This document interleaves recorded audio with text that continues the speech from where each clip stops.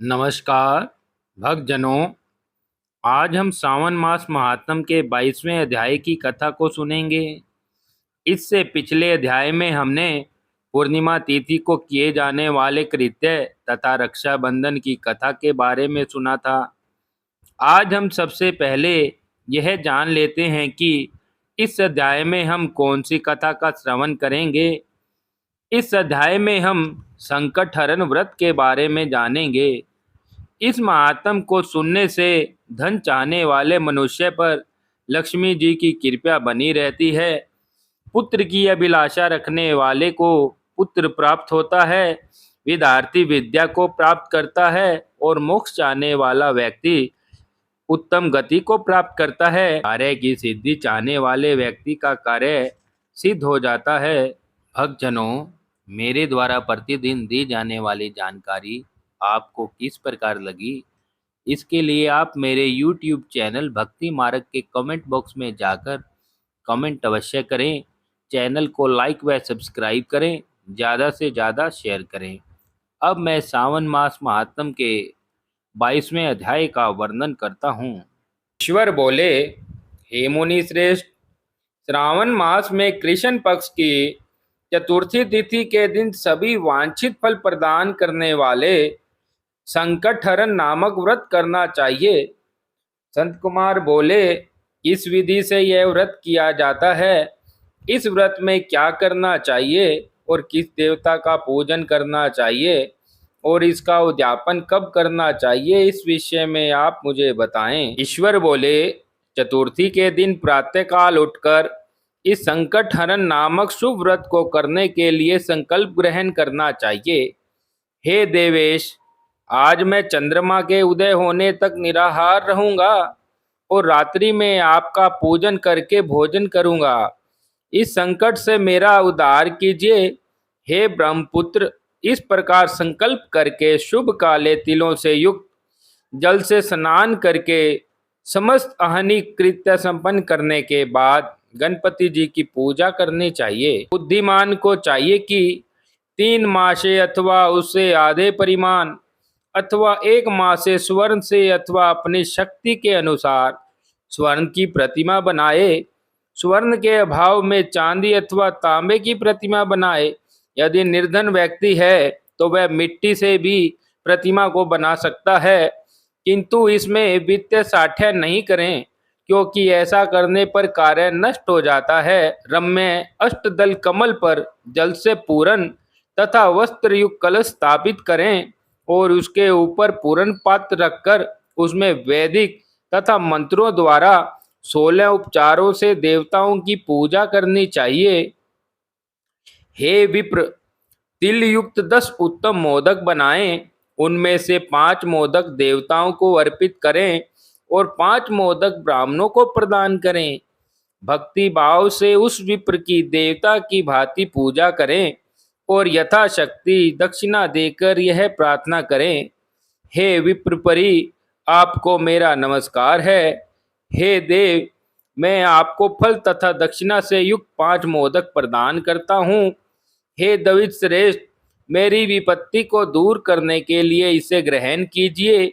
मेरे द्वारा जो भी न्यून अधिक अथवा द्रव्यहीन कृत्य किया गया हो वह सब पूर्ण हो।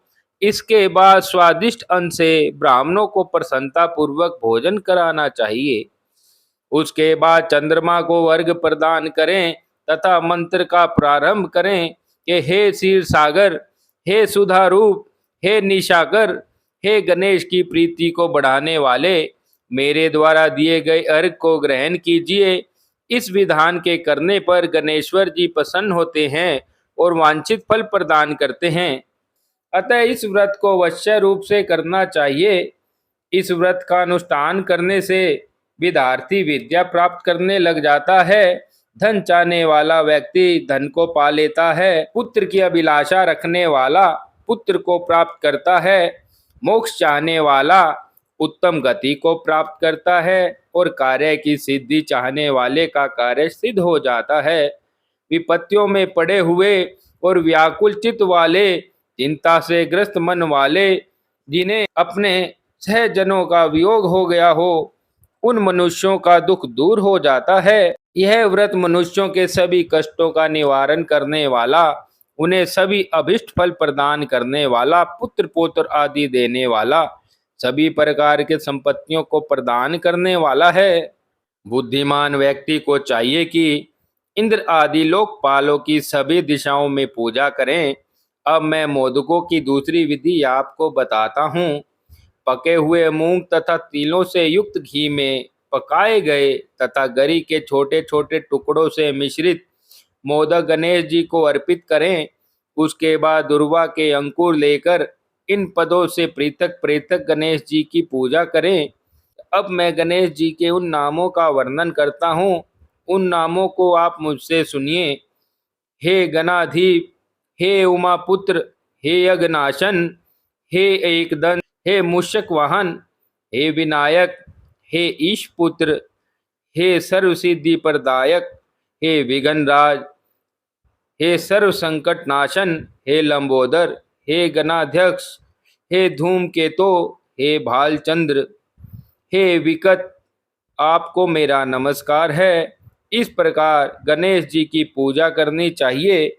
उसके बाद भक्ति से नर्म होकर प्रसन्न बुद्धि से गणेश देवता से इस प्रकार प्रार्थना करें।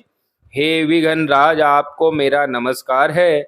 हे उमापुत्र, हे जिस उद्देश्य से मैंने यथाशक्ति आज आपका पूजन किया है, उसे प्रसन्न होकर शीघ्र ही मेरे मनोरथों को पूर्ण कीजिए। हे प्रभु, मेरे समक्ष उपस्थित विविध प्रकार के समस्त विघ्नों का नाश कीजिए। मैं यहाँ सभी कार्य आपकी कृपा से करता हूँ। मेरे शत्रुओं की बुद्धि का नाश कीजिए तथा मित्रों की उन्नति कीजिए। इसके बाद 108 आहुति देकर होम करें। उसके बाद व्रत की संपूर्णता के लिए मोदकों का वायन प्रदान करें।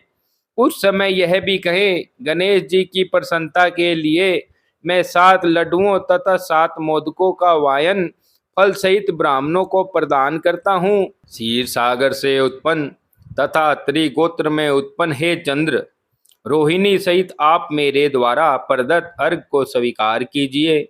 उसके बाद अपने अपराध के लिए देवता से क्षमा प्रार्थना करें तथा अपनी सामर्थ्य के अनुसार ब्राह्मणों को भोजन कराएं। ब्राह्मणों को जो अर्पित किया गया हो, उसके अवशिष्ट भोजन को स्वयं ग्रहण करें। मौन होकर 7 ग्रास ग्रहण करें और अशक्त हो तो इच्छा अनुसार भोजन करें। इस प्रकार 3 मास अथवा 4 मास तक विधान पूर्वक इस व्रत को करें। उसके बाद बुद्धिमान को चाहिए कि 5वें महीने में उद्यापन करें। उद्यापन के लिए बुद्धिमान को अपने सामर्थ्य के अनुसार स्वर्णमयी गणेश की प्रतिमा को बनाना चाहिए। उसके बाद उस भक्ति संपन्न मनुष्य को पूर्वोक्त विधान से चंदन, सुगंधित द्रव्य तथा अनेक प्रकार के सुंदर पुष्पों से पूजन करना चाहिए और एकाग्रचित होकर नारिकेल फल से अर्घ्य प्रदान करना चाहिए। पायस से युक्त सूप में फल रखकर और उसे लाल वस्त्र में लपेटकर और यह वायन भक्त ब्राह्मणों को प्रदान करें। साथ ही स्वर्ण की गणपति की प्रतिमा भी दक्षिणा सहित उन्हें दे दें। व्रत की पूर्णता के लिए एक आड़क टील का दान करें। उसके बाद भी गणेश प्रसन्न हो, ऐसा कहकर देवता से क्षमा प्रार्थना करनी चाहिए। इस प्रकार उद्यापन करने से अश्वमेघ यज्ञ का फल प्राप्त होता है और मनोवांछित सिद्धि कार्य सिद्ध हो जाते हैं।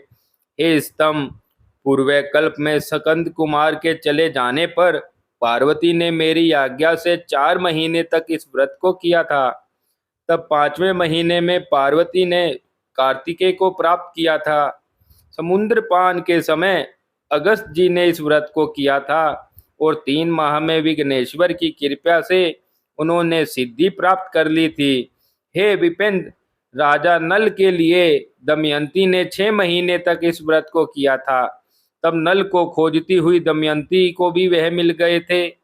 जब चित्रलेखा अनिरुद्ध को बानासुर के नगर में ले गई थी, तब वह कहाँ गया, उसे कौन ले गया, यह सोचकर प्रद्युम्न व्याकुल हो गए।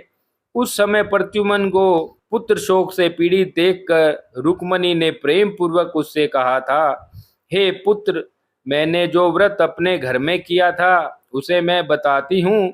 उसे आप ध्यान पूर्वक सुनिए। बहुत समय पहले जब राक्षस तुम्हें उठा ले गया था, तब तुम्हारे वियोग जन्य दुख के कारण मेरा हृदय विदीर्ण हो गया था। मैं सोचती थी कि अपने पुत्र का अति सुंदर मुख कब देखूंगी। उस समय अन्य स्त्रियों के पुत्रों को देखकर मेरा हृदय विदीर्ण हो जाता था कि कहीं अवस्था साम्य से यह मेरा ही पुत्र तो नहीं। इसी चिंता में व्याकुल हुए मेरे अनेक वर्ष व्यतीत हो गए। तब देवयोग से लोमेश मुनि मेरे घर पर आए। उन्होंने सभी चिंताओं को दूर करने वाला संकट चतुर्थी व्रत मुझे विधि पूर्वक बताया और मैंने 4 महीने तक इस व्रत को किया। उसी के प्रभाव से तुम सम्भ्रासुर को युद्ध में मारकर आ गए थे। अतः हे पुत्र, इस व्रत की विधि जानकर तुम भी इसे करो, उससे तुम्हें अपने पुत्र का पता लग जाएगा। हे विप्र, प्रद्युम्न ने यह व्रत करके गणेश जी को प्रसन्न किया। तब नारद जी ने उन्हें सुना कि अनिरुद्ध बानासुर के नगर में है। इसके बाद बानासुर के नगर में जाकर उससे अत्यंत भीषण युद्ध करके और संग्राम में शिव सहित बानासुर को जीतकर पुत्र वधु सहित अनिरुद्ध को प्रद्युम्न ले आए। हे मुने, इस प्रकार अन्य देवताओं तथा असुरों ने भी विघ्नेश की प्रसन्नता के लिए यह व्रत किया था। हे संत कुमार, इस व्रत के समान सभी सिद्धियां देने वाला इस लोक में कोई भी व्रत नहीं है। दान और तीर्थ इससे बढ़कर कोई नहीं है। बहुत कहने से क्या लाभ, इसके तुल्य कार्य सिद्धि करने वाला दूसरा कुछ भी नहीं है। हे विधि नंदन, तुम मेरे प्रिय हो तथा लोकोपकार करने वाले हो, अतः मैंने तुम्हारे लिए इस व्रत का उपदेश किया है। इस प्रकार सावन मास महात्म के 22वें अध्याय को आज पूर्ण किया जाता है। ओम नमः शिवाय।